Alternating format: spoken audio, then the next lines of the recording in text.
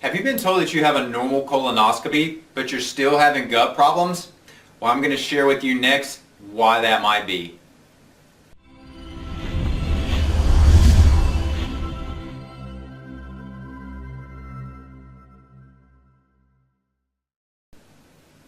Hi, I'm Dr. Arland Hill with Food, Function, Freedom.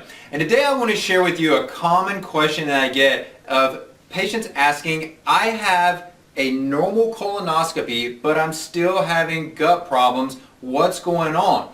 My doctor did a scope on me. Maybe they scoped from the top to an endoscopy and they still didn't find anything, but I'm still having problems. What do I do next? What should I be thinking? Well, I'm going to answer that question if that's you. So first, to help you understand that, I need to differentiate something for you. So when your gastroenterologist is doing a scope, what they're actually doing is taking what's called a macroscopic view. That means they're taking more of a large picture type of view. They're looking for any type of gross changes that may be taking place, big structural aberrations, shifts, or dysfunction that they can see. In contrast to that, there's another side of this called the microscopic view. Now, unless a tissue sample is actually taken when you're doing that colonoscopy, you're not going to have any type of microscopic assessment, and I'm going to come back in a moment and share with you exactly why that is so important. So hang tight. But first, I need you to see something here. When they do the macroscopic view, when you have the colonoscopy, what is actually being looked for here are going to be polyps, so any type of extension of tissue into the open area in the GI tract. Is there any type of cancerous presentation that's present here? Are there any adhesions anywhere in the gastrointestinal tract that may be creating the symptoms or may be creating pain? Are there any type of overt obstructions? Obviously that's going to be a problem. You certainly, if you're going through the GI tract with a scope, you're certainly going to see some obstructions in there. And then is there any type of diverticulitis? Do you have weak areas in the gut where there's basically an outpouching, if you will, like I said, an outpouching there of the tissue that is starting to cause some problems? Or do you have some overtly inflamed tissues, which is often consistent with ulcerative colitis or Crohn's disease? These are the types of things that we typically see when a colonoscopy is done. Now, if an endoscopy is done, say from the mouth down into the stomach, into the upper small intestine, we can see some things there. They're going to be a little different oftentimes, but the concept is the same. You're looking for macroscopic, large picture dysfunction, meaning that there has to be some gross structural, physical change there to be able to take action on. However, that leaves out quite a large area of function of what's going on in your gastrointestinal tract. So to be able to see this, you need to be able to look at a microscopic view. Now, when we talk about a microscopic view, we're actually looking down at the level of the cells. We want to see exactly, are those cells doing what they're supposed to be doing? But here's what's key. The cells that make up your gastrointestinal tract, the structural cells in that environment, are only a small fraction of the total GI environment and the total makeup of that environment.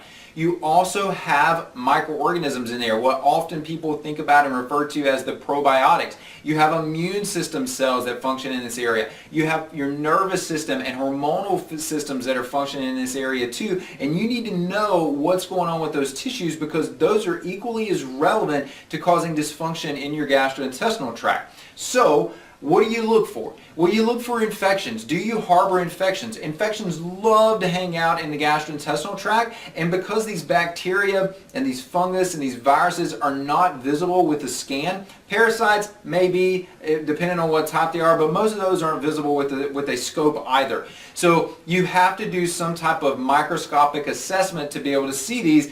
DNA assessment is actually the best way to go about doing that, and certainly a scope is not DNA assessment. So you need to know if you have an infection or not. Those are the organisms that shouldn't be there, or that should be there in very limited quantities. But what about the ones that should be there? That's the probiotics. Do you have enough probiotic activity in your gastrointestinal tract to do several things for you? One, do they allow you to produce enough, or do they produce enough nutrients for you to be able to have adequate nutrient status? Are they producing enough of your calming chemicals for the brain? Are they producing enough of what are called short-chain fatty acids that are actually healing and maintaining the integrity of the gut?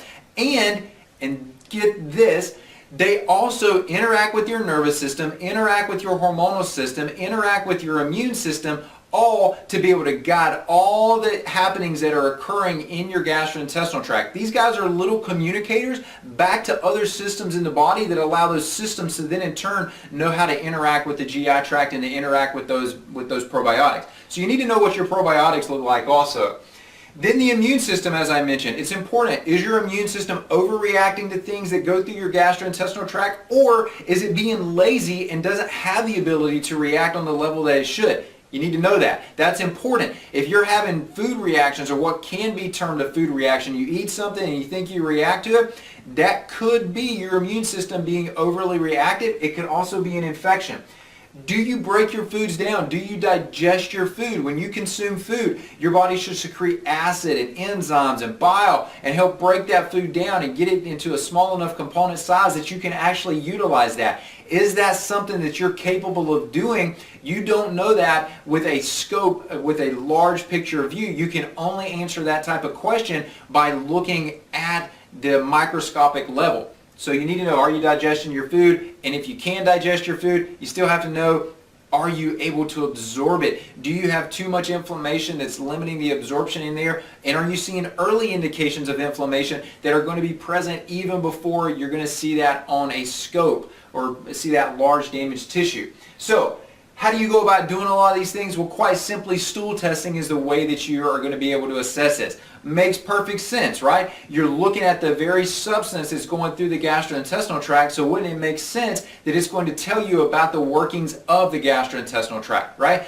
We're not just looking at structure, we're looking at function also. You have to be able to understand what the function of the gastrointestinal tract is in addition to the structure here. So, what does stool testing do? It takes a closer look, quite simply. It's looking at that microscopic level in more detail. In addition to that, it's going to examine function and not just observe the structural components there. You're going to see also dysfunction. And why is dysfunction so important? Dysfunction is important because dysfunction precedes disease. So when a scope is performed, some of those disease processes that are being looked for, you can actually hedge those off prior by looking at a stool test and being able to address the dysfunction that can begin to set the pathway towards the disease. What a great mindset to be able to have a predictive indicator that you can take action on before you end up with the disease. What a novel concept, right? Predictive indicators that you can take action on, and then it's directly assessing what's going through the GI tract. And here's what's important. It allows you to develop a customized plan. When you see that, when that scope is going through and you're looking at some structural dysfunction in there, it's not necessarily telling you about all the dynamics that are taking place. All of those dynamics have their own unique nuances. And when you know those, you can set up a customized plan that's going to help you address and target your gut problems in a very specific manner for yourself. I hope this has been extremely beneficial for you. I'm Dr. Arland Hill with Food, Function, Freedom.